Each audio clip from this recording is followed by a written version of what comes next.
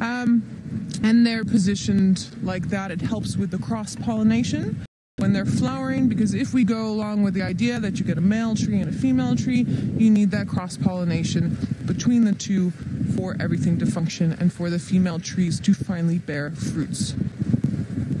Oh, this light, we're starting to come into the really gorgeous hour. I don't know if anyone was watching last night with the sunset that we had with the Battler Eagles. I keep picturing it in my head, and it was just absolutely stunning. So we don't have any clouds, so our sunset tonight is going to be completely different from our sunset last night.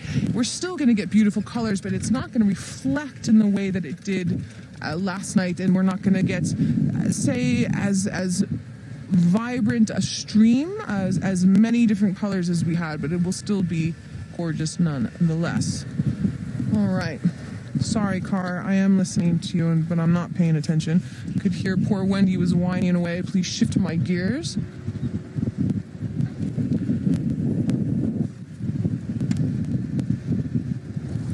Here's an interesting marula tree.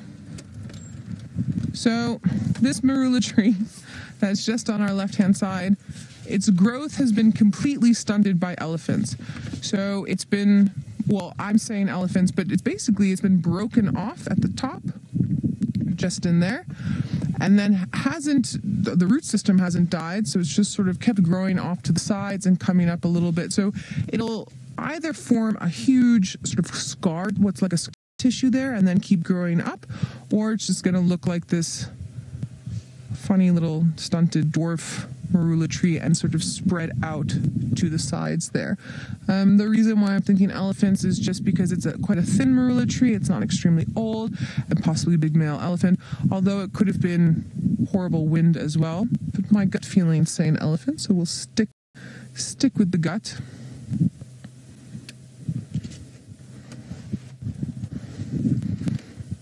It is definitely a tree afternoon. I think we might have to find some other trees along our way as well.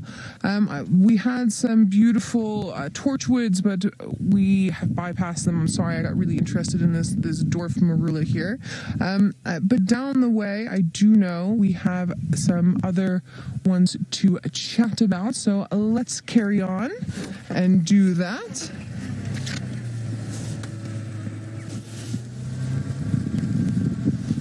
I'm also excited because we had our big first rains that the flowers are going to start popping up soon.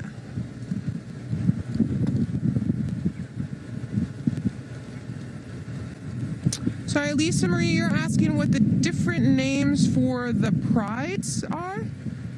Oh, who names them? So, who names all the animals? So, Lisa Marie, I am still new to this area. So the other places that I've worked in, the coalitions of male lions, the prides of lions, every single leopard, coalition of male cheetah, they get named for research purposes.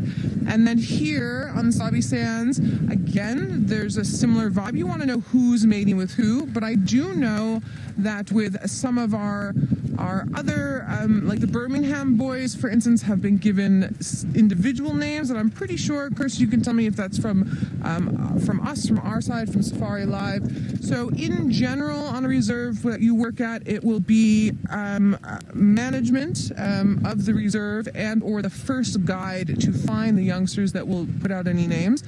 And in general, you're not naming individuals, you're naming coalitions of males and prides as one name. So for instance, we've got the Nkuhumas, that's the name of the pride, and the Birmingham boys are the boys, and the Styx Pride is the pride name. Other than that, the individual things, when you're dealing with sort of characters like we are, helps us to tell our stories that we tell. And also, I mean, everybody watches them for so long, it feels like part of the family. So the Juma guides have given the Birmingham boys their individual names. Interesting question.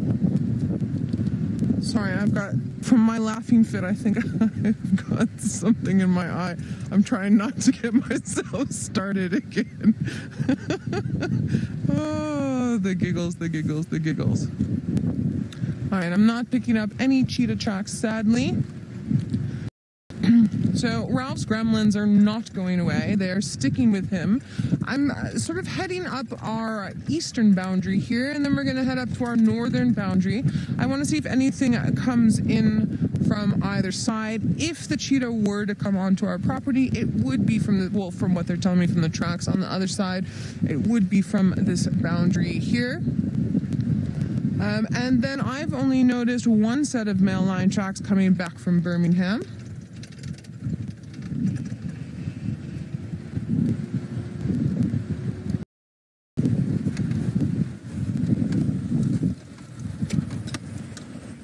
Joy, as always, you are asking really interesting, very in questions. So, Joy, your question, sorry, I have to stop to talk to you with this question because this question is a question that is not very briefly explained. It's something that's a little bit more in depth. So, Joy, your question is, do we have an overpopulation of elephants in this area, or have the private game reserves in the greater Kruger area helped to alleviate the problem of elephant population numbers? So, Joy, in general, in the area we're in, so in the greater Kruger area, so you've got the Kruger National Park, and then on the western side, you've got Timbavati, Klasiri, Balule, Olifants, Sabi Sands, Kapama, Thorny Bush. I mean, there's number of reserves that are private, sometimes singly owned, sometimes multiple owners on there throughout the western side. Some of them are fully open to the Kruger National Park. Some are open to ones that are then open to Kruger Park, and some are still fenced off. But when we're talking elephant population numbers for this whole area, for the greater Kruger area, from what I've read and what I know, and this is a debate of contention because sort of, I would say 8 out of my 10 colleagues would say similar things to what I say, but then there's a couple who would say, now, wait a minute, is that really true? So as far as I know, the general consensus is that the greater